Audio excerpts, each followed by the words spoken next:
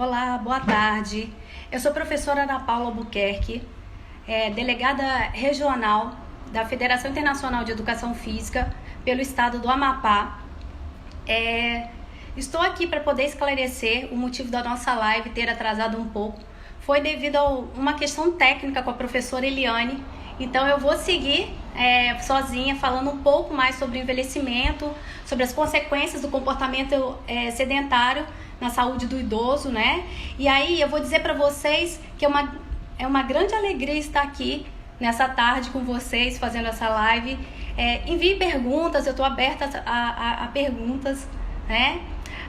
Eu vou dizer para vocês o seguinte: as perguntas que eu trouxe para a live, elas estão relacionadas ao que as pessoas me mandaram pelo WhatsApp, pelo Instagram. Então, a primeira questão que me perguntaram, por que as pessoas têm tanto medo de envelhecer, né?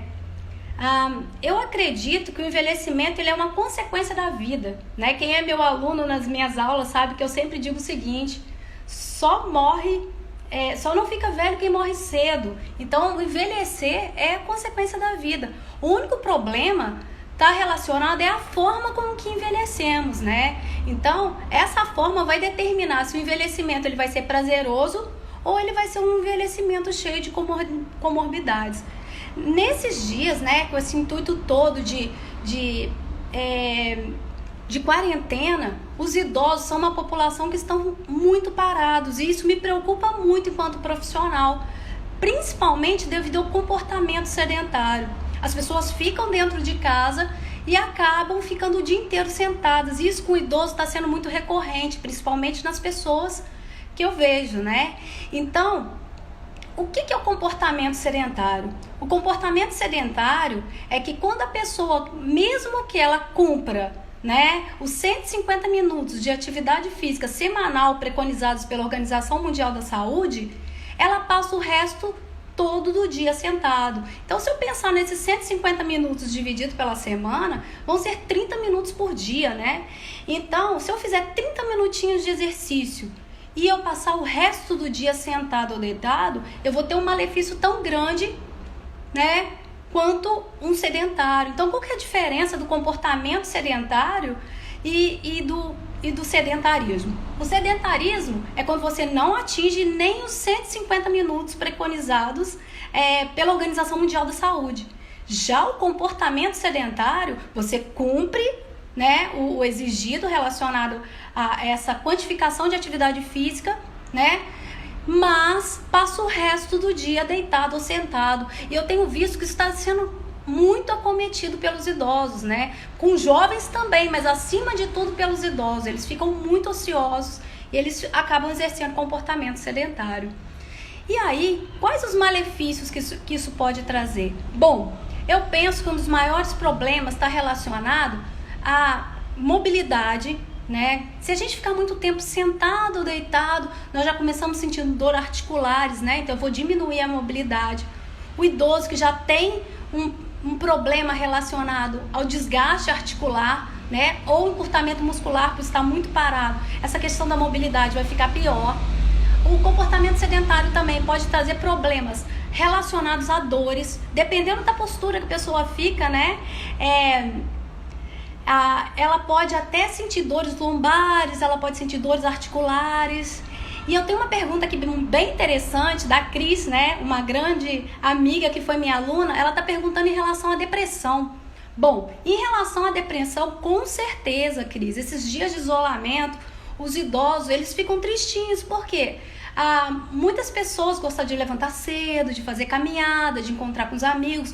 O idoso tem toda uma questão social, né? Ele tem a necessidade de atenção.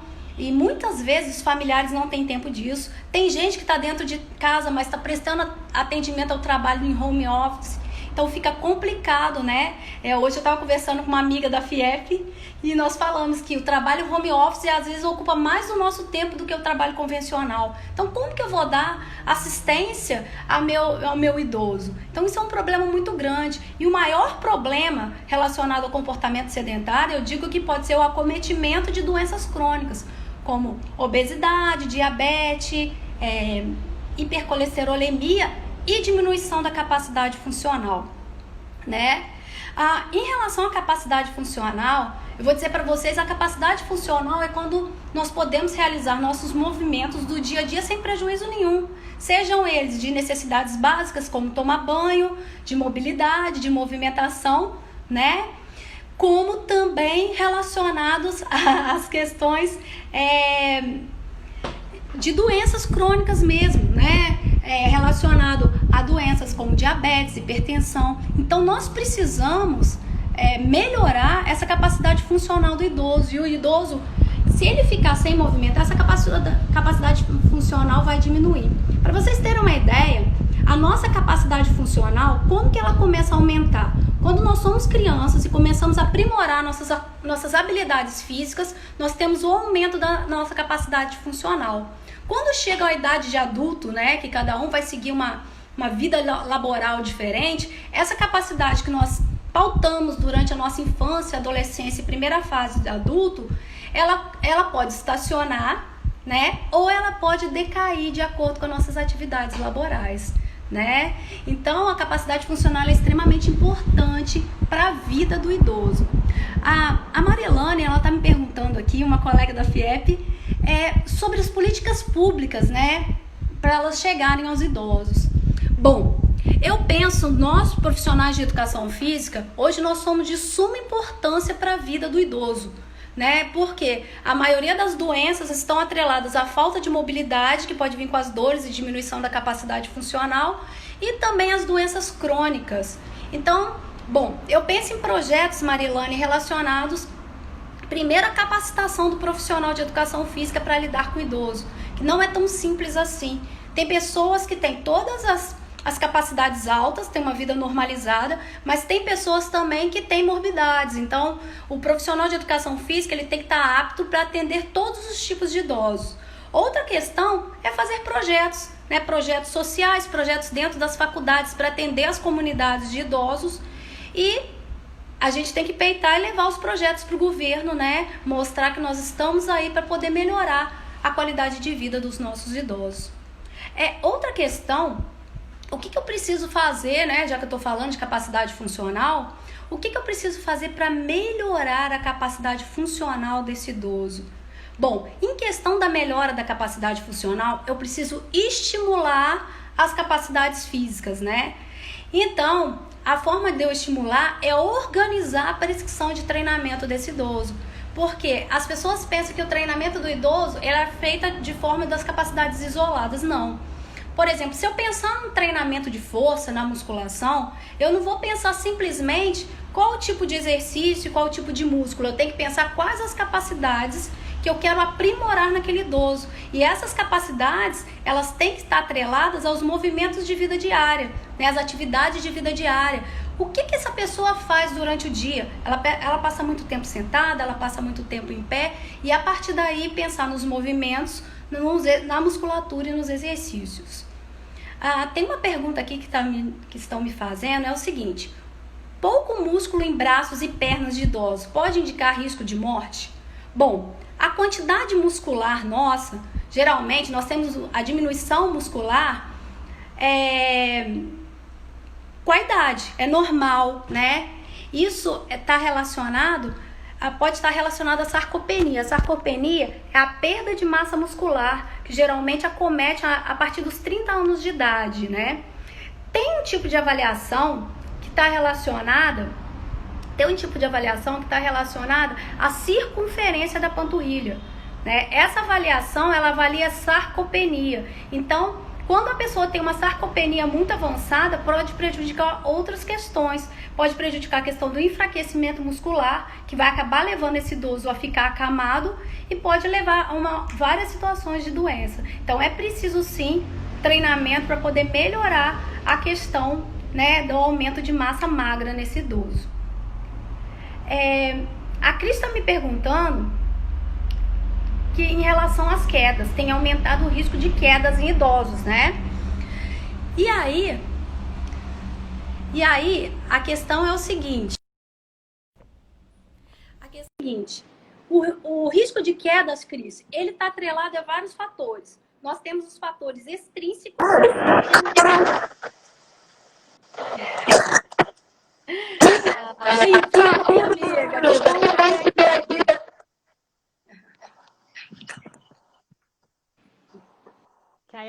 gente continuar nosso bate-papo, porém tive alguns problemas técnicos aqui que não me permitiram, né, entrar no horário. Desculpa, mas foram coisas que foram muito além do que de mim.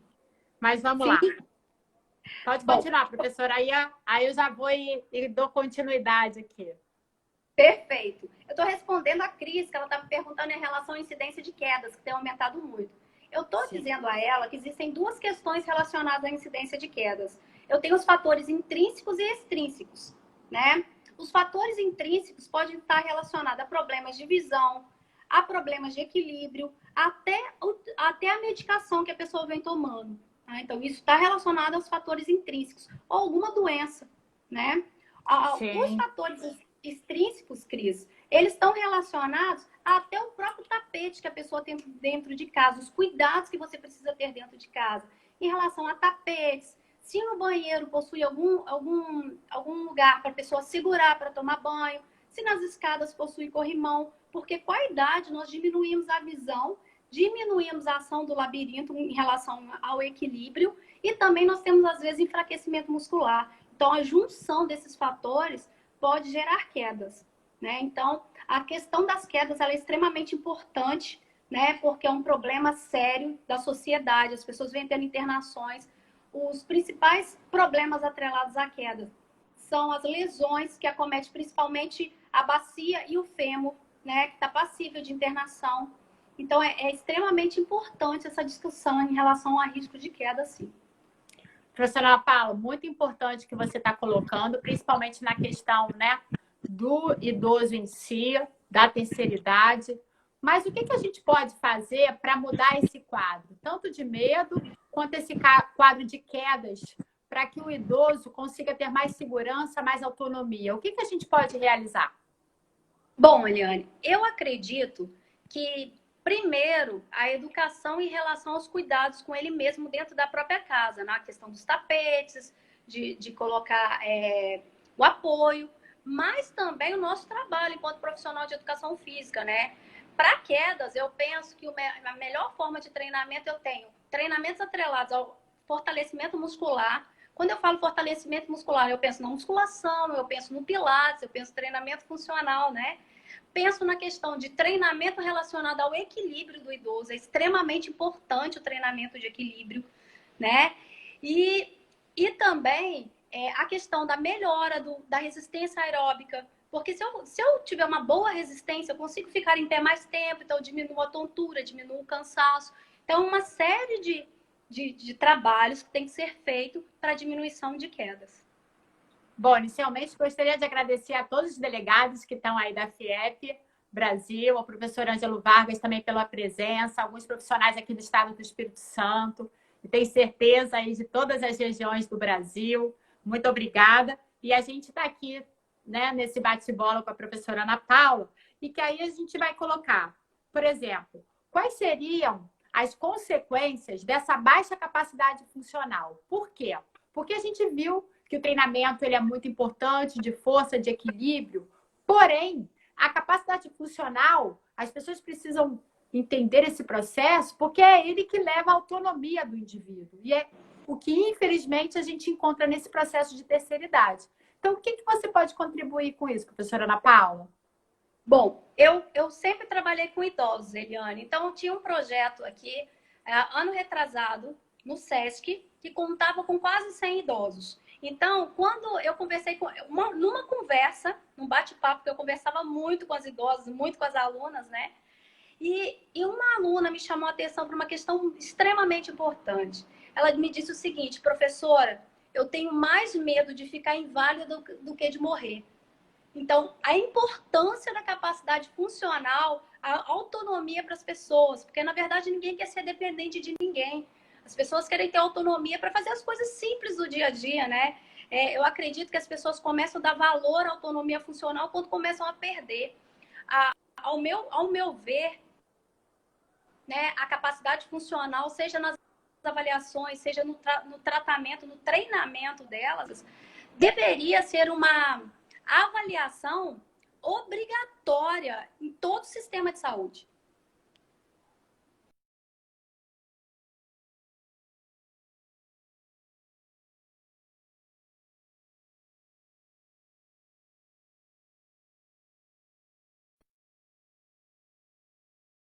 fazendo um favor?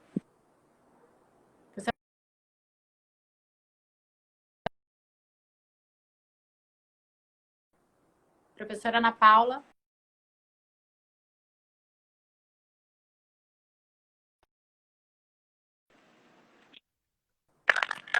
Professora Ana Paula, está me ouvindo? Professora Ana Paula, está me ouvindo?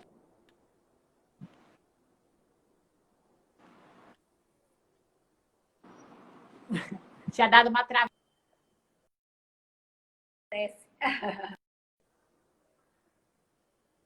Isso, verdade. Qualquer coisa a gente se faz parte. Ainda mais agora que está todo mundo usando, né? É normal a gente dar quedas de internet. Pois é, ainda mais aqui no norte do Brasil, aqui é mais... Com certeza. Mas, professora Ana Paula, e o que a gente... A gente sabe que a capacidade funcional ela é fundamental. Então... Tá me ouvindo, professora Ana Paula? Bom, gente, a gente vai aguardando a professora Ana Paula voltar. Então, a gente vai falando sobre a importância, né, de todas as capacidades no idoso. Então, por exemplo, para a melhora da autonomia, é muito importante de ser trabalhada, a flexibilidade, o próprio trabalho é. Então, é uma junção das capacidades que a gente precisa e não tem aquela capacidade que seja o outro. Então, para o idoso ter a sua autonomia, faz-se necessário que ele continue o seu treinamento com todas as capacidades, né? A gente não tem essa busca de um corpo e sim de saúde, que a saúde é que é muito importante para esse idoso. Mas aí, professora Ana Paula, como você voltou agora, dentro dessa capacidade funcional, quais são as avaliações que a senhora norteia para que a gente consiga iniciar esse trabalho com o idoso, que a gente sabe que é tão fundamental, mas quando eu trabalho com o jovem, eu tenho um norte, né? Porque, querendo ou não, ele é mais saudável. Mas o idoso, a gente não pode trabalhar no escuro. E aí, o que a gente tem aí para melhor direcionamento? As avaliações, o que a gente deve fazer? Bom, a questão da avaliação, eu penso que a avaliação não é só avaliar o percentual de gordura, né? No idoso, tem várias outras questões. A primeira questão, nós vamos avaliar, conhecer o histórico desse idoso, saber se ele tem alguma morbidade. Então, se for um idoso diabético, nós precisamos saber aferir a glicemia, sim. Isso é inerente do professor de educação física. Você precisa saber avaliar, né, a hipertensão, avaliar a pressão arterial também. Outra questão importante é a avaliação da capacidade funcional. Existem N baterias de capacidade funcional. Eu conheço algumas muito interessantes que tem a bateria do Gedilan, né, que ela avalia várias capacidades físicas. Eu tenho a bateria do Hickley Jones também, que elas fazem um trabalho maravilhoso com a avaliação do idoso. A diferença é que o Gedilan precisa de um espaço maior, né? E o Hickley Jones eu consigo fazer dentro de uma salinha. Quer dizer que não é tão trabalhoso assim. São coisas simples que vão te auxiliar totalmente no seu trabalho.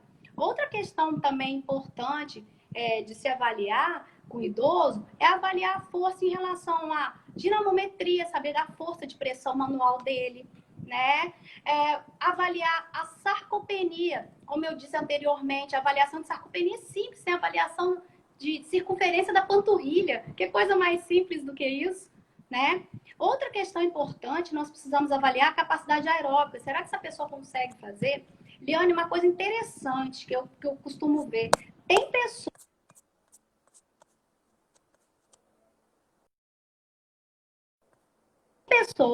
que não conseguem fazer a prescrição do treinamento aeróbico. E isso é um problema muito sério. Por quê? Eu não posso simplesmente colocar o idoso para poder fazer o treinamento sem fazer uma prescrição. Eu preciso conhecer ele a fundo. Então, gente, a avaliação ela é tão importante quanto a prescrição. Primeiro, pela questão da individualidade biológica, cada ser é único, né? O que vale para uma pessoa não vai valer para outra. Então, eu preciso avaliar, eu preciso conhecer, né? Então, eu acredito que a avaliação é extremamente importante. Professora, se quiser acrescentar mais alguma coisa... Sim, inclusive a gente tem hoje inúmeros testes de preensão manual, por exemplo, que pode indicar até uma maior longevidade, riscos maiores de cardiopatia. A gente tem inúmeros testes, mas o que a gente precisa pontuar que é essencial uma avaliação física para o idoso. A gente não pode trabalhar com o idoso no escuro, como às vezes a gente vê fazendo muito com o jovem. Por quê? E a gente precisaria de um laudo médico também para trabalhar, porque a gente também não tem esse direcionamento para dizer se o idoso é apto ou ele não é apto. E aí tem a pergunta aqui, se existe algum treinamento universal para o idoso. O que você tem a falar, Ana Paula, sobre isso? Bom, eu acabei de dizer que as pessoas têm a questão da individualidade biológica, né? Então, o treinamento, não existe treinamento universal. O treinamento vai ser dentro das necessidades fisiológicas daquela pessoa, né? É como a Thaís me perguntou aqui, que ela fez um grupo de 3 semanas de treinamento funcional em Liancong. Então, ela já teve relatos de melhora. Com certeza vai ter melhora, né? Uma pessoa que está parada, que está sedentária e começa a fazer exercício, ela vai ter melhor disposição, melhor mobilidade, com certeza, né? Mas, como ela me disse, né, infelizmente, com a pandemia, ela teve que parar, né? A questão maior do idoso, Eliane, como a gente está falando de individualidade biológica, que não existe um treino global, é em relação ao treinamento em grupo. As pessoas têm mania de colocar todo mundo no mesmo bolo e prescrever o mesmo exercício. Não, até no treinamento em grupo, no treinamento grupal, há individualidade biológica. Por isso que esses idosos precisam ser avaliados, mesmo que você esteja trabalhando em grupo, algumas pessoas vão ter necessidades diferentes da outra. Então, você vai ter que estudar um por um, dentro de um grupo, mesmo que seja um grupo de 40, de 50, e o treinamento, mesmo dentro do grupo, tem algumas individualidades. Com certeza, professora. E aí, quando a gente está falando de comorbidades, a gente está falando de inúmeras doenças que o idoso direciona, como a hipertensão, a cardiopatia, a osteoporose, a própria diabetes, né? Que traz, eu falo que a diabetes ela não vem sozinha, ela já traz uma família de doenças consigo. Então, por exemplo, para um trabalho com indivíduos hipertensos, o que seria hoje a melhor forma da gente prescrever um treinamento para esse idoso? A gente sabe que tem várias, né, tem variáveis muito grandes, mas vamos supor que esse idoso só tem uma hipertensão. Então, como é que a gente pode direcionar melhor esse trabalho? Primeiro, como você disse, concordo plenamente, é a questão da liberação médica. A gente não tem nem que pensar 2 vezes, né? Porque o idoso precisa de liberação médica, um idoso com morbidade precisa de liberação médica de qualquer jeito. Outra questão, todos os dias que você for treinar essa pessoa, é imprescindível avaliar a pressão arterial dele, né? Vou avaliar antes e vou avaliar pós-treino. Durante a prescrição, se ele tiver apto, depois das avaliações, né?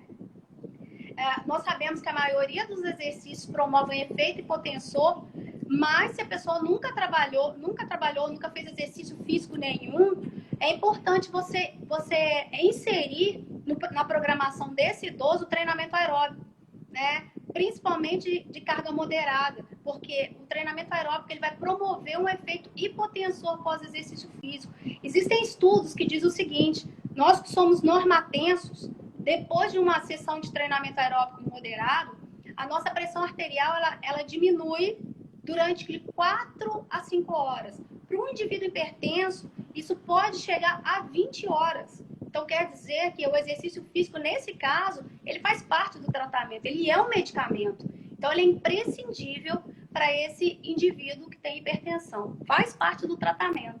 E aí, Eliane, muitas pessoas falam assim: eu não vou fazer exercício porque eu estou hipertenso, eu vou passar mal, vou morrer. Pelo contrário, se você ficar parado em casa, deitado... Aí sim que vai morrer, né?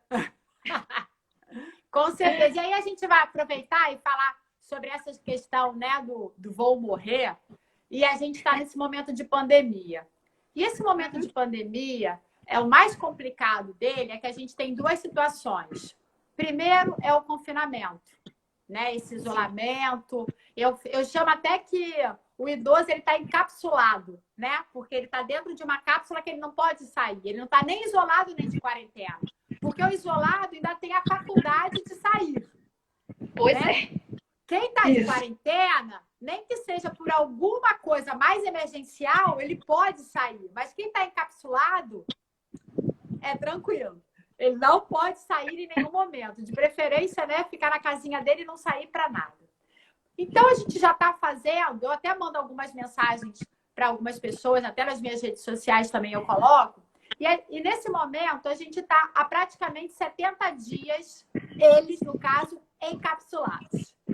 Sim. Então, como é que eu posso nortear esse idoso, sendo que para um atleta, a cada semana que ele está parado, significa que ele está 3 semanas retrocedendo o treinamento? Então, esse idoso, ele está voltando a ser sedentário? E se ele está voltando a ser sedentário, quais são, né, os retrocessos que ele pode ter a nível de saúde com isso? Bom, eu digo que o idoso, né, nós também que estamos encapsuladas aqui dentro de casa, né, nós acabamos tendo um comportamento mais sedentário, que eu falei lá no início. E o idoso, ainda a questão é pior, né? Porque tem pessoas que precisam do incentivo para poder treinar. Né? Isso é um problema muito sério. Então, essas pessoas ficando muito paradas, diminuindo a mobilidade, aí vão vir as dores, né, Eliana? Dor articular, dor muscular, cansaço excessivo, sem falar na questão de saúde mental, né? Nós nem tocamos nesse assunto. A saúde mental é extremamente importante nesse momento. Então, se a pessoa se sentir fechada, ela pode ter algum problema relacionado não só ao físico, mas também ao psicológico, né? Então, agora, se nós profissionais de educação física queremos ajudar esses idosos, é pensar em atividades para ambiente pequeno que estejam relacionadas às atividades de vida diárias, né? Eu digo que não é o momento de inventar muito, fazer o feijão com arroz, trabalhar o simples, o mais simples que nós pudermos, né? E falando também na questão da depressão, da ansiedade, o professor Daniel Marquesani, um amigo querido que entrou aqui, ele está falando sobre o Tai Chi Chuan, né? Que é uma excelente prática física para os idosos. Sim, é claro que tem todo o limite individual, mas é uma prática que ela vai promover, além de todos os benefícios, ainda benefícios de relaxamento, né? É uma prática interessante. E aí, a gente aproveitando, né, porque saúde não é meramente a ausência de enfermidades, em si o equilíbrio entre o físico, o mental e o social. Então, esse idoso hoje, ele está com problema social, porque ele não pode sair, né? E a gente também está tendo problema físico, porque ele não pode fazer as suas atividades mínimas, né? O ir e vir dele não está sendo permitido. Então, o que a gente pode fazer em termos de atividade dentro de casa para melhorar essa saúde mental? Eu sei que isso é uma parte da psicologia, mas o que a prática de alguma forma de atividade dentro de casa pode ajudar esse idoso? Porque muitas pessoas que estão nos ouvindo aqui, às vezes não são da área, têm idosos em casa, né? E não sabem o que está fazendo. Porque o idoso quer sair. Eu já tive relatos de pessoas que falam, Eliana, eu estou quase amarrando a minha mãe ou meu pai em casa porque querem sair. Ou eles estão entrando em um quadro depressivo. E aí, o que eu posso fazer com a atividade, alguma forma que eu tenha para fazer com esse idoso que está dentro de casa completamente isolado, como eu falei, encapsulado? Bom, primeiro, vamos ajudar os colegas que estão em casa também, né, que estão prestando atendimento online. Existem profissionais maravilhosos que trabalham com exercício físico para o idoso, que estão prestando atendimento online. Então, eu acho importante, se você tiver a oportunidade de você poder contratar um profissional, né? Se você puder fazer isso, perfeito. Outra questão também relacionada a essa depressão, a esse estresse que nós ficamos dentro de casa, nós temos exercícios respiratórios, que são extremamente importantes, exercícios de relaxamento, a própria meditação guiada, né? Os exercícios de yoga, eles são excelentes também, além de melhorar a mobilidade, além de melhorar a força e flexibilidade, também é muito bom para a saúde mental. Agora eu vou para o outro lado, né? Se eu penso em saúde mental, né? Pelo menos com as minhas idosas do meu projeto, o que elas gostavam de fazer? Dançar. Dançar é excelente. Não só em relação à capacidade cardiorrespiratória, melhora da mobilidade, do equilíbrio, né? Mas também em relação à saúde mental. Porque quando você dança, você relaxa a mente, você se diverte. E para dançar, basta uma música, né? Colocando em casa, porque o próprio corpo vai pedir o movimento, né? Com certeza. Inclusive, eu estava vendo até as pessoas dançando no espelho, então por que não ele também dançar com o próprio espelho como acompanhante, né? Então ele vai entender que também tem uma companhia ali do outro lado. Pois é. Professora Ana Paula, até o questionamento aqui também.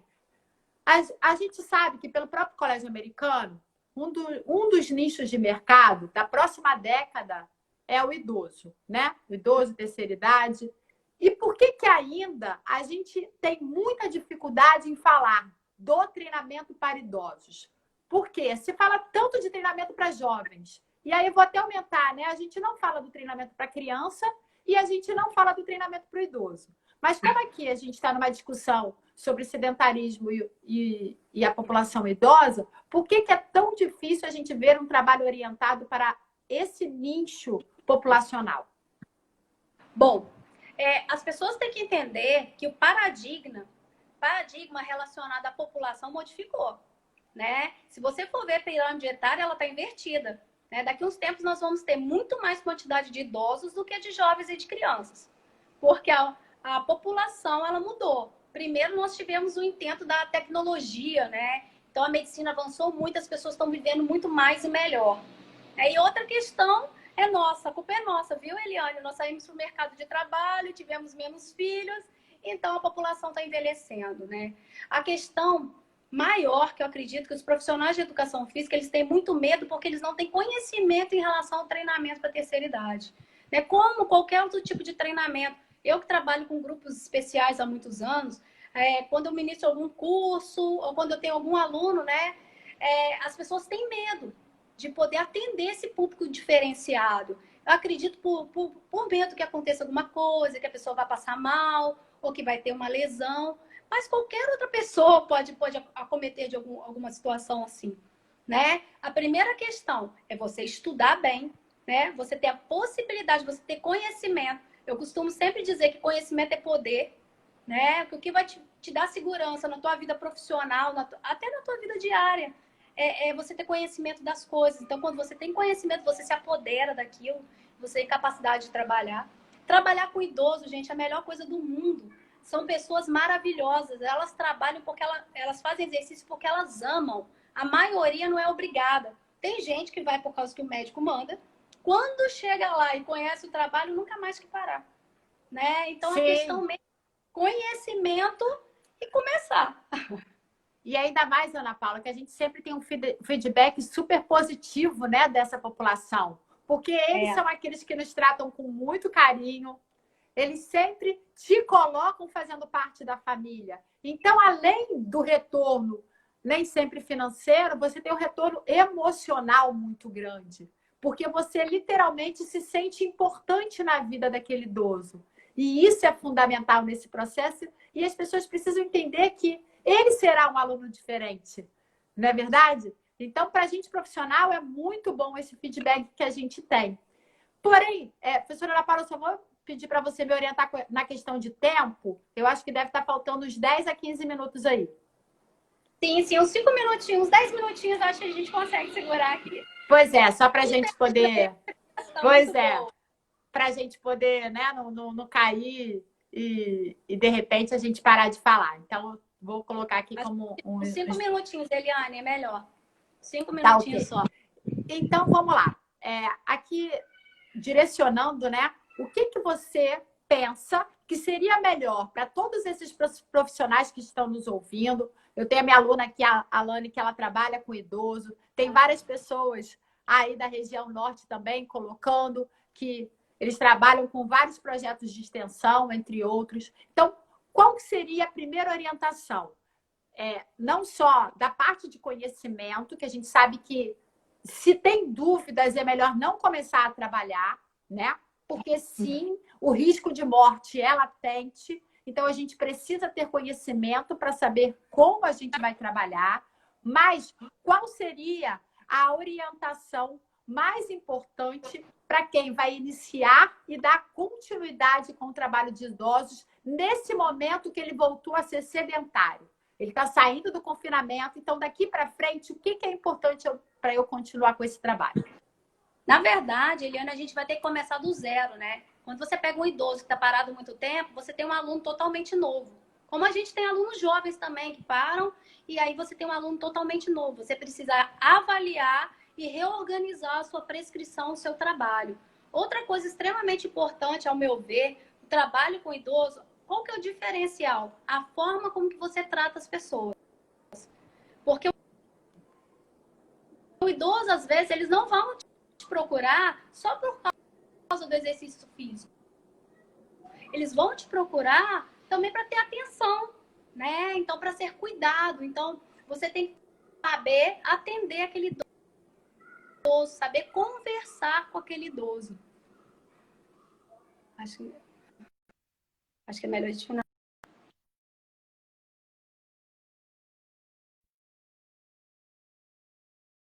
Para poder entrar, mas foi muito bom esse nosso bate-papo. Eu acho que a gente, né, levou um pouquinho mais de informação e aprendeu também perante tantos esses trabalhos aqui que foram colocados.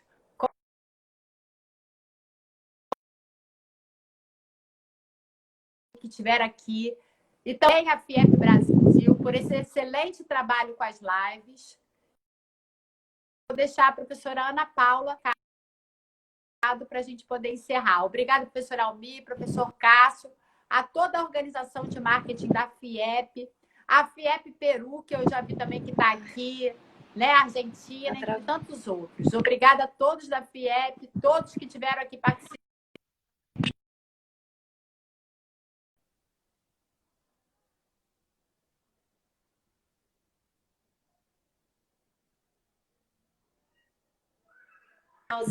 Eu gostaria muito de agradecer a presença de todos.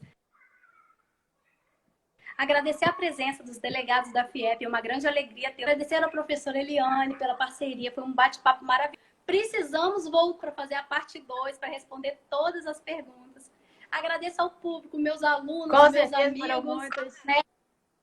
Os futuros amigos que nós estamos conhecendo hoje. Sempre à disposição de vocês, né? E um abraço